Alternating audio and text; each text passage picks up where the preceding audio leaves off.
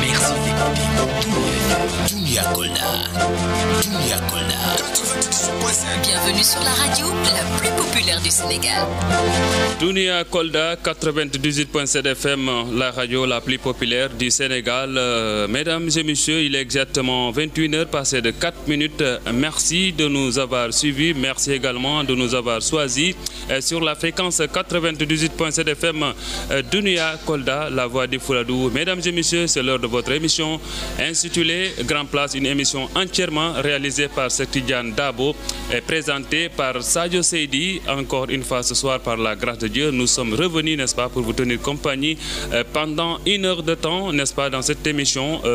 Grand Place. Donc je suis très ravi vraiment de vous recevoir encore une fois, très nombreux à l'écoute des programmes, d'où que vous soyez, n'est-ce pas, ici dans la région de Kolda, de Sédhiou, de Tambacounda, mais également nos amis, nos confrères, n'est-ce pas, de la Guinée-Bissau, un peu partout. Nous vous disons bonsoir et bienvenue sur Dunia FM 98.7 FM dans cette émission, encore une fois, Grand Place. Donc merci, Allah jarama, on jarama, musibe tedduɓe caggal e jettimbo kanko tan hani yettede e kala ɗengal ɓiɗɗo adama eɗen juula e nelaɗo muɗum Muhammad sallallahu alayhi wa sallam calminen juuroɗen jinnaɓe meɗen ɓe gorko e debbo, kilifa diine en, kilifa aada en, ha tenti onon musidɓe jottoɓe bimbi e kikkiɗe jemma e ñalorma oɗon gacciri hakkillaji moɗon e radio Dunia mo Kolda 94.7 radio joɗiɗo ɗo e quartier Escale immeuble Thiam studio Thierno Diawo DJ Inox musidɓe min mbiya on bisimilla moɗon e nder émission moɗen Grand Place waɗi ɗum réalisé ko Tidiane Dabo, watta ɗum présenté ko musidɗo moɗon badiraguel moɗon Sadio Seydi jibinande toon to Dianabo e nder commune mo Sare Bidji. Musidɓe ɗo mbawɗon wonde eɗo gonirɗon ɗo région Kolda, Sédhiou, Tambacounda ha e hoddiɓe meɗen ɓe Guinée Bissau, Guinée Conakry, kala ɗo mbawɗon wonde mi mbi on e bisimilla moɗon. Hande kadi noon Allah hoddiri mo ñaawi en garti inchallahu rabbi e nder émission Grand Place. Mi salmini on, mi weltanimama on buy e yaadugol e moɗon ɗo radio Dunia mo Kolda 94.7. donc mbokk yi gannaaw buñ sante yàlla suñu borom bi julli senanta Muhammad sallallahu alayhi wa sallam gon ci mbindeef dañuy gërëm suñuy waajur yi sant leen bu baax a baax, waaye fàttewuñu tamit ñi nga xamante ni ñoom ñooy kilifa diine yi ak kilifa aada yi, di sant bépp auditeur ak auditrice bu radio Dunia bu Kolda. naan la rek jot na seen émission Grand Place, donc fii la ci radio Dunia bu Kolda. donc émission boo xamante ni Cheikh Tidiane Dabo moo ko réalisé, ku koy présenté mooy Sadio Seydi ànd ak équipe radio Dunia bu Kolda, ku ci mel ni Ousmane Diallo ak Hadiatou Diallo. donc mbokk yi ñu am mbette lool di leen naan rek bismillah ci émission bi. donc léegi tey ñu dem indi leen li nga xamante ni moom mooy thème bi ñuy waxtaanee tey. donc dañuy desandi rek ci li nga xamante ni moom lañ doon waxtaanee démb. donc ñu dugg si wàllum politique, n'est-ce pas, moom la ñuy waxtaanee tey inchallahu rabbi. donc musidɓe inchallahu rabbi hannde kadi e gartirat thème mo ngandanta hanki ko on wonno e ko kaccannoɗen nin gartiranmo kadan ɓuren hen yajintinde kadi ɓuren hen laɓɓintinde, sabuna leɓa lepta wona hewre haala ko laɓɓinde haala tan. donc mi mbiya on hannde kadi e gartan nin kalen fiila politique. Mesdames et messieurs, encore une fois très ravi de vous retrouver. Nous allons toujours revenir sur le thème d'hier, c'est-à-dire nous allons parler de politique, n'est-ce pas, aujourd'hui ici à la radio Dunia de Kolda pour vous informer. donc nous allons encore une fois revenir sur le thème d'hier que nous avions développé ici même au niveau de la station de radio Dunia de Kolda. C'était juste une quarantaine de minutes, n'est-ce pas. Alors aujourd'hui nous aurons 1 heure de temps pour débattre un peu sur ce thème. donc je serai bien sûr accompagné de Ousmane Diallo comme d'habitude. donc merci beaucoup encore une fois et bienvenue. Alors le thème d'aujourd'hui, donc mesdames et messieurs, alors le professeur Moussa Baldé, le ministre de l'Agriculture et de l'Équipement rural, qui est là vraiment d'une fils de Kolda, n'est-ce pas, vraiment du Fouladou, donc qui est là actuellement dans la région de Kolda, qui est en train de réunir tous les leaders politiques de la région de Kolda autour de l'essentiel. Donc il aimerait que tous les leaders politiques se réunissent vraiment pour une seule famille, c'est-à-dire tout dans le Benno Bokk Yakaar, pour ensemble un Kolda meilleur. il a rencontré pour la première fois d'abord Mamboy Diao, le directeur de domaine, n'est-ce pas? Il a eu à rencontrer Mamboy Diao. Et il fera également le tour, n'est-ce pas, des leaders politiques qui sont ici à Kolda pour qu'ils puissent se réunir, n'est-ce pas, autour de l'essentiel, c'est-à-dire devenir une seule famille politique vraiment ici à Kolda. Donc, j'aimerais savoir, vous, les auditeurs et auditrices de la Radio Dunia de Kolda, qu'en pensez-vous de cette mobilisation qu'incarne, n'est-ce pas, Moussa Baldé, le ministre de l'Agriculture et de l'Équipement rural? Est-il possible, n'est-ce pas, ou non? Vraiment, est-il possible ou non? Et quelle politique pour un Kolda uni et prospère? Et quel rôle, encore une fois, doit jouer chacun d'eux pour que cette unité soit réelle ici à Kolda? Donc merci, on diara ma musibe tedduɓe hande noon en garta kadi noon e nder temmeɗen hanki mo gaddunoɗen ɗo hanki mbaɗino ɗo émission mo gandanta o haalanno ko haala politique oɗo meɗen professeur ministre de l'agriculture ɗum woni Moussa Baldé hande ɗe balɗe mbo immini teppere muɗum nde pour vraiment kala politicien gonɗo ɗo ɗo nder Kolda ɓe jaha kamɓe fof ɓe mbaɗa hunde wotore, ɓe gona nene goto, ɓe gona baba goto, ɓe mbawa ligganade e Kolda. ɗum kamɓe fof ɓe mbawa ɓe gona e nder ɓe gandanta parti Benno Bokk e yakar pour vraiment Kolda meɗen no wawi yaride e yesso. Mbo waɗino noon yewtere kanko mbo idori Mamboy Diao, kamɓe tigui ɗiɗoɓe ɓe jooɗodi pour ɓe mbawa yewtude, kono wona ɗon tan mbo haaɗi, mbo yahannin mbo yiida e leader ji gonɗi e nder Kolda ɗi fof pour kamɓe fof ɓe mbawa muɓɓodirde, ɓe mbaɗa dongal gotal pour ɓe mbawa ligganade Kolda meɗen mo gandanta hande Kolda ɗinin ɓendi ɗumen ɗi ñori ɗumen ko Kolda immini ɓe kamɓe fof, mais pourquoi pas kamɓe puis ɓe mbawata rentude ɓe mbaɗa famille goto pour vraiment Kolda meɗen ɓuura yarude yesso. Donc e nden ɗon teppere nde gandanta Moussa Diao Moussa Baldé jafoɗon immini ɗum e nder Kolda, onon musidɓe hono hen jiruɗon ɗum? Par ce que si en daari han e Kolda hande ko heewi ɗinin daɗar on, est ce que wona goto ya o Paare Demba to Samba to Mamadou Ga o, est ce que wona on kalan goto ya haadi ha Kolda heɓta hoore muɗum no foti no wonirde ni? Donc ko ɗum addi hande min gaddani on ndeɗo toɓɓere yeytore ndaron gaddon jiiɗe moɗon ɗe e nder teppere nde gandanta ko teppere musidal e teppere kawrentingol Moussa Baldé addanen hande e nder région Kolda pour kamɓe fof politicien ji ɗi gandanta ɓenin e nder région Kolda ɓe gona nene goto, ɓe gona baba goto, e mbo idori noon mbo lebdi e Mamboy Diao, mbo yahanni kadi mbo lebda e goɗɗo e goɗɗo, mbo lebda e goɗɗo e goɗɗo, vraiment ɓe gandanta kamɓe fof hande ɓeni mbaɗa politique e nder Kolda. Donc hono hen jiruɗon ɗum e sabuna ko yiya ko keewal wawi kala ko wawoy wonede. Donc ko ɗum woni hande ko jiɗɗen haccide ko min guddira téléphone o onon kalan musidɓe jottoɓe onon ketto Grand Place émission moɗon mbo cuɓani ɗon ko e moɗon émission mo gandanta vraiment ari ko wallude Fuladu, ari ko vraiment hirjinde Fuladu pour vraiment yimɓeɓe fof mbawa musidde mbawa yarude yesso. Donc mi tottat mo gandanta ko kanko woni Ousmane Diallo mbo salmodira e moɗon on tuman onon kadi garon tawtoɗen e nder yewtere he e dow 1 heure de temps inchallah rabbi ɗo radio moɗon Radio Dunia Kolda 94.7 toɓɓere jeeɗiɗi. Ousmane jam hiiri e maɗa. Voilà, Sadio Seydi a jarama, auditeur ɓe Radio Dunia 98 également jarama. Donc en arti hande e nde toɓɓere hanki woni suite on. Donc a haali Moussa Baldé woni ministre de l'Agriculture et de l'Équipement rural o ari hanki o yehi ka Mamboy Diao pour vraiment yewtudugol e mabɓe. C'est dans le cadre du Ndiaden Plus, mi waɗi unide le Ndiaden Plus parce que kamɓe bokki parti, c'est kamɓe kadi bokki coalition, kamɓe bokki APR, kamɓe kadi bokki la coalition Benno Bokk Yakar. Donc c'est dans le cadre de bien faire, c'est une vision parce que Ndiaden au-delà même d'un simple slogan, c'est une vision pluraliste, plus large, voilà,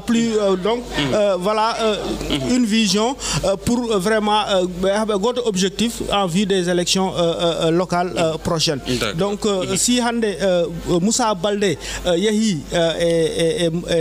Mamboy Diao ɓe idi ɓe yewti. Ousmane ya on auditeur déjà vraiment. Allo oui. Salam alaikum. Allo, salam alaikum. Wa alaikum salam rahmatullah baba. Birama Jimane ari awa Kolda Paris hebde jallu. Andodi. Wallahi wallahi de. E yimɓe ko denkande ma wadde goɗɗum. wallahi wallahi wallahi selli woni gonga wallahi ono biyo mbadi haɓɓere wotere o mbadi sinkan goto Allah walla awa jam arani wallahi wallahi amin ya rabbi amin wallahi ɗum ɗo ko ɓe geddi ɗo ko muta ko eddi ɗo ko ya Allah waɗa amin ya rabbi amin amin amin ya rabbi ya Allah waɗanni jam amin ɗo miro goɗo go miro ya Allah hawri amin ya rabbi amin ya rabbi amin amin vraiment Allah waɗanni Allah waɗanni amin kolda heɓa hunde kolda heɓa ɗo nan amin ya rabbi amin amin vraiment sukaɓe meɗen ɓe tappi wallahi wallahi wallahi ahli gonga wallahi Allah waɗanni jam amin ya rabbi amin Allah hawri amin ya rabbi amin godi ga e mawde mi yawo enen wallahi wallahi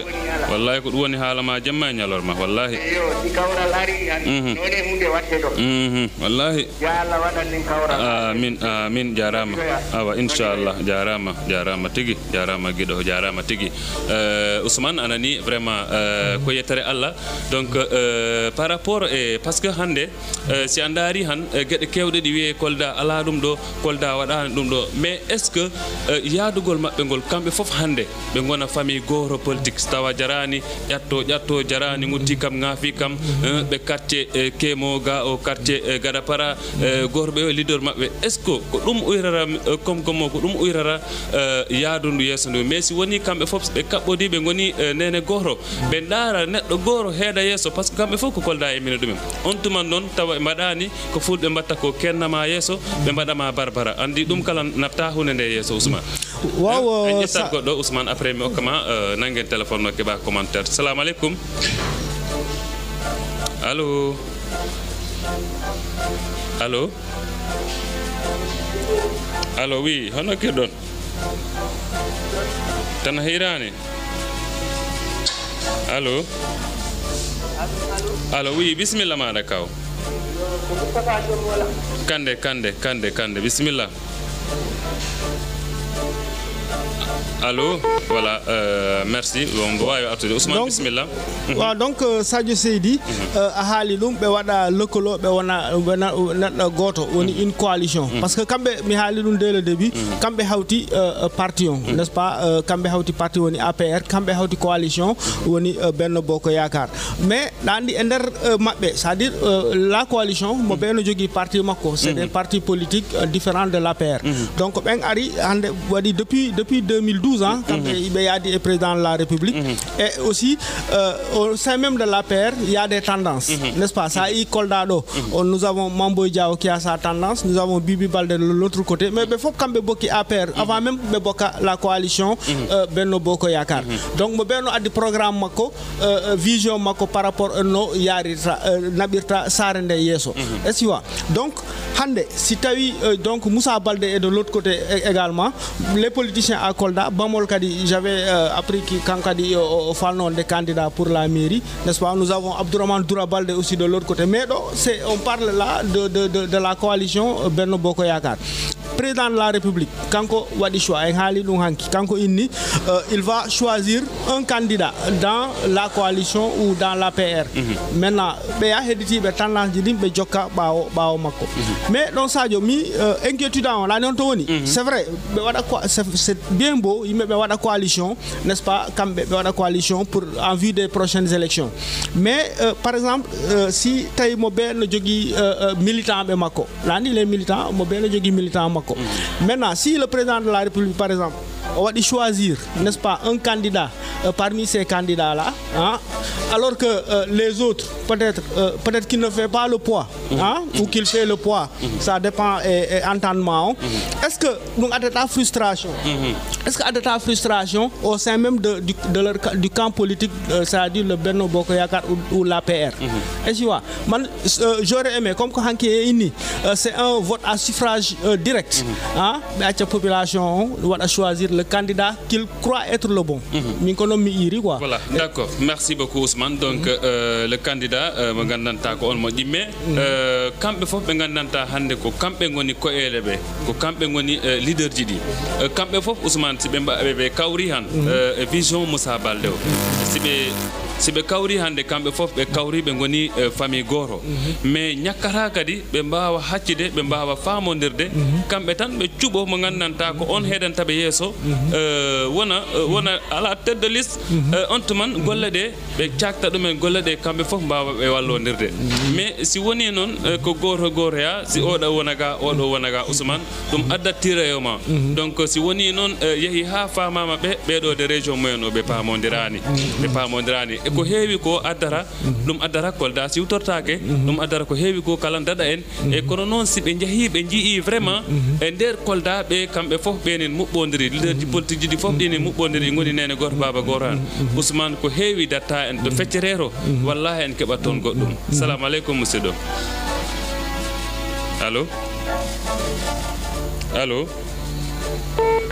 allo oui hono en allo musidɗo nam ala noon allo hande réseau o hande welani. Salamu aleykum allo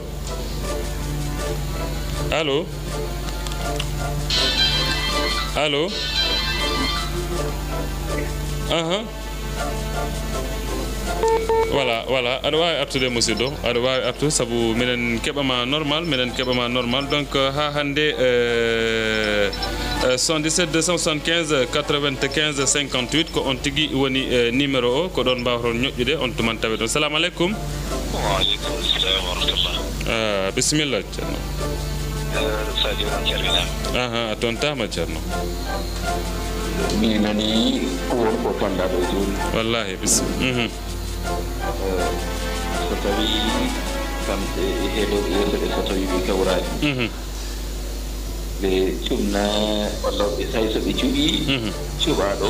so hawraka loro waɗat wallahi ko woni loro ngo coynam waɗat ɗum ko haala ha gasi walla ko haalano ha gasi nelaɗo sallllahu alayhi wa sallam won ko jangguina ya ijtima'ukum izzukum nam dental yimɓe kawral yimɓe famtodiral yimɓe ɗum woni teddugal maɓɓe ɗum woni ngalo maɓɓe ɗum woni jam maɓɓe wallahi o firaqukum kettegal yimɓe kettegal dental sakagol dental dental cattigal lancingal ɗum woni koyra mumen wallahi wona kamɓe wiya ndendi parti ɓe caako so ɓe caakima ɓe koyat wallahi de so ɓe kawrani ɓe koyat so ɓe ndendani ɓe koyat renduɓe kala saare ɓore hay so ɓe ndendani parti ɓe mbattani koye ɓe mbattani mijireji gooti ɓe koyat wallahi ɗum wona an haali wona goɗɗo haali ɗum nelaɗo sallallahu alih w sallam haali so yimɓe ndendi keɓat teddugal so yimɓe ndendi kisat so yimɓe ndendi famtodiri keɓa jam oɗo kala ɓe kawrani jam on kawrata e jam yiɗɗo hawrede o noon yiɗɗo ɗaɓɓirde jam o noon ɓayri ɓerde ko suudu woni wallahi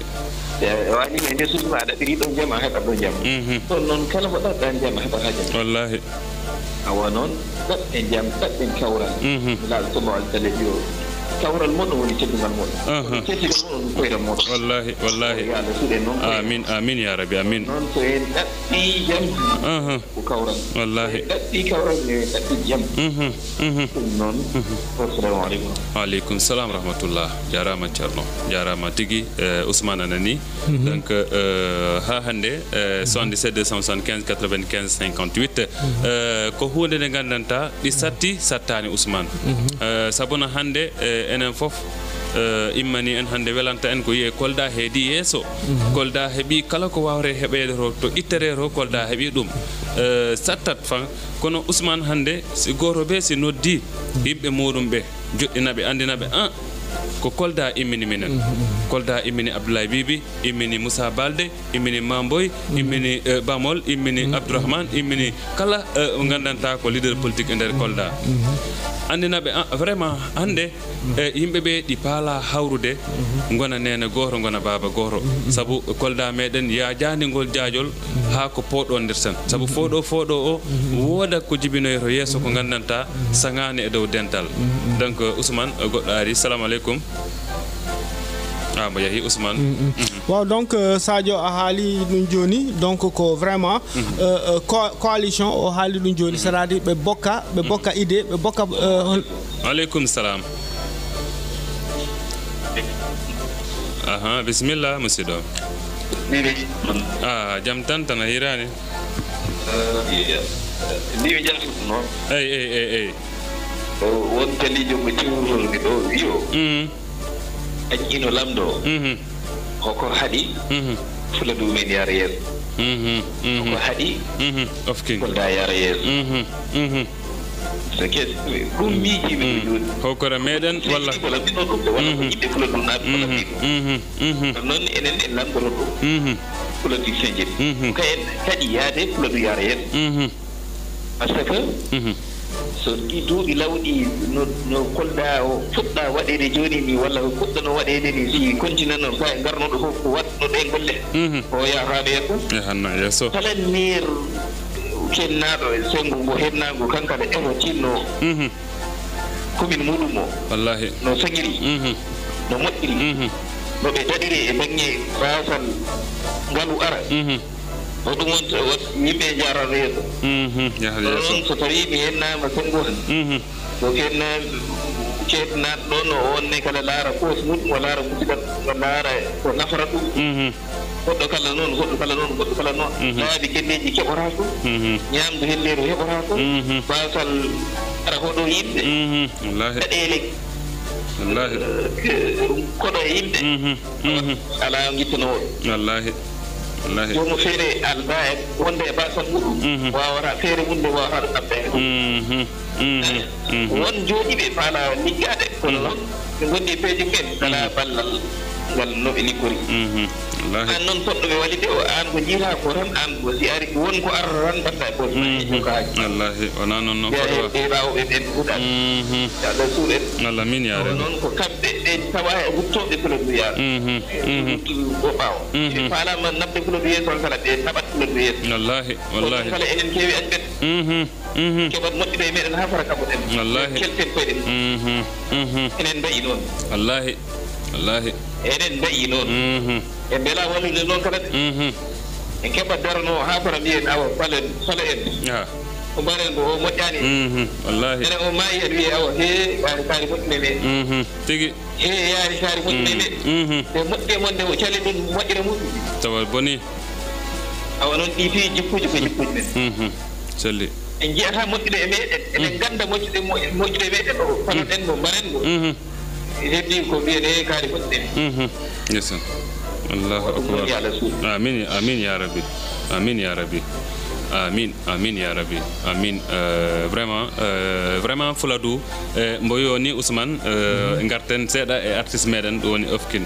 ko ɗum haɗi Fuladu yara yesso o ko gamen walla ko ga laamiɓe men ga donc en tout cas Ousmane ko enen foof woni laamiɗo e laamaɗo donc ko enen foof hande hunde nde koye hakkude meɗen woni e sabuna ko enen lamminta ɗumen si lamminiɓe han ko enen ɓe poti wallirade donc e dow walliragol meɗen kadi enen karan eɗen poti ɓe wallirade par ce que hande oɗo vision mo gandanta ko vision kendejo e mbawatno wiide par ce que Ousmane Moussa Baldé quel que soit alpha e kala ko mbawten haaloyde ɓiɓɓe Kolda ɓe politicien ji gonɗi e nder Kolda ɗi vraiment ko wona yonani kono neɗɗo foof ɗi waɗa wawira munno neɗɗo foof ɗi waɗa vraiment ngel mum vraiment eɗen jiiya ɗum surtout les cas sociaux ɗi gandanta balle ɗe ɓe mbatta hen ɓe vraiment est ce que ɓurta sande kalan Ousmane par ce que ko vision won ɗon ɓurta sande kamɓe fof ɓe ndentina doole mumen ɗe pour vraiment ɓe ɓura wawde liggade Kolda saabu ko heewi hande ɗini manque Kolda Ousmane ko rafi kawral ngal e tawa hen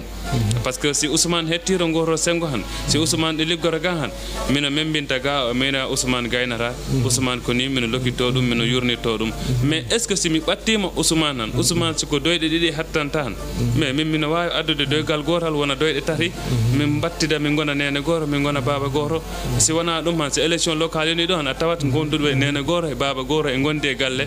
ɓe mbaddata hay hunde Ousmane wona koɓe conkoran woɓɓe woodi ɓe gandanta wattumo kalamami ɗo wattumo lepten ɗo gila ko wonno élection ji Ablaye Wadda e Macky Sall walla Abdou Diouf ɓe beldani fi politique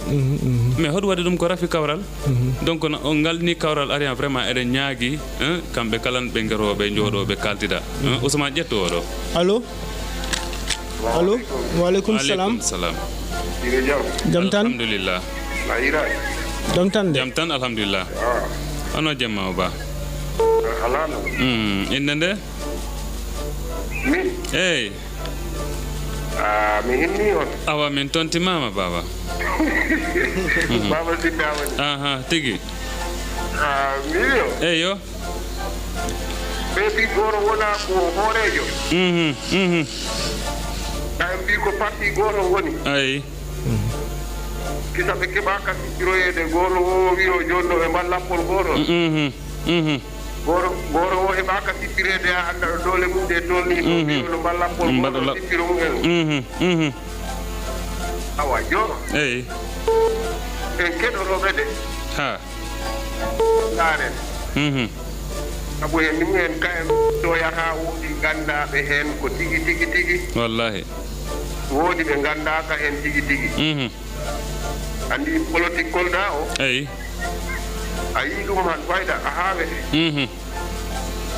sabu enen Kolda politique o no wayni fayda piiw fayda dal en keɓani ko holliri hen hoɗum tagi ɗum no beldanaɗen ni hoɗum cikkuɗa waɗi ɗum an hoɗum cikkuɗa waɗi en keɓani ko beldaneɗen ni yo ko waɗi ɗum jom heeɓi tan waɗa kañ hokki hoore mum ni fayda on sam murtira ɗum ta jabta haaldede walla haalden haage jiirage dal majjoya mes noon tigui te neɗɗo ko walla a fotaani ko non waɗde e nder ko non waɗde e nder ko non waɗde e nder ko non waɗde